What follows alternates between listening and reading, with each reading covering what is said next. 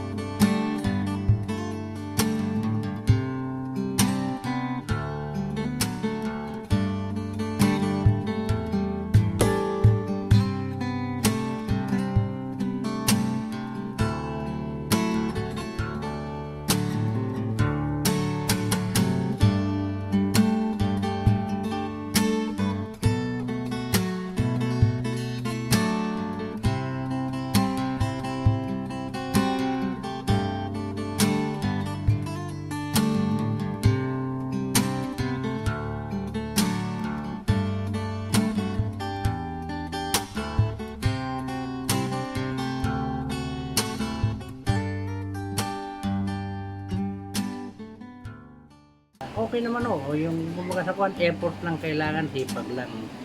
At naipataguyod ko po ang mga anak. Si Ma'am Bebot, mabait sa mga anak. Ako, grabe. Ma'am Bebot.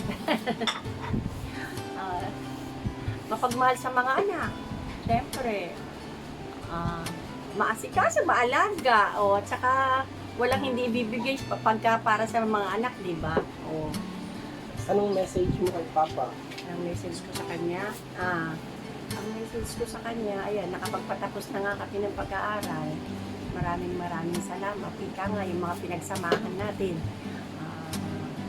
sa hirap at ginhawa.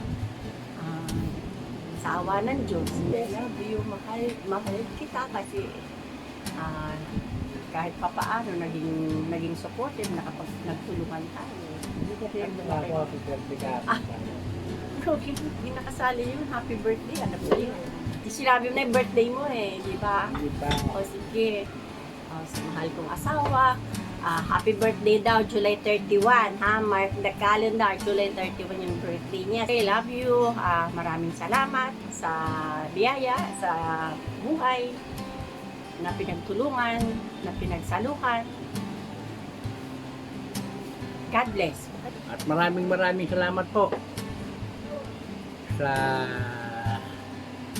lahat, sa mga anak ko rin, sa misis ko, at naging coordinated sila sa mga kumbaga sa kwan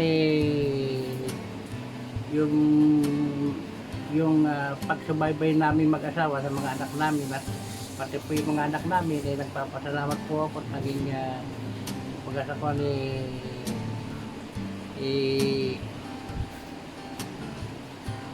alam din ho nila yung hirap ng buhay, kaya naging kumbaga sa kwan ay coordinated po nila. Talaga pong gusto nilang makatapos.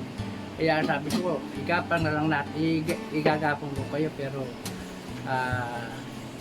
siya lang yung maging going straight tayo, higpit lang ng sorti lang kung ano yung mapagkatsagaan natin, doon na lang po tayo, doon na lang kami. Okay naman sa mga anak ko, kaya awa ho ng Diyos. Kung pagkasa ko, natapos yung panganay, nakatulong din po sa akin, susunod sa kapatid niya, at yung isa naman, parang kadena ho, parang kung pagkasawa ang kapit-busy ko. Muli po, maraming pong salamat. Ito po si Rolando Paranyal, Bebot, o Ma'am Bebot kung katawagan, at bilang tricycle driver, at katuwang lang po ang tricycle sa naging hanap buhay ko po dito sa Malabon.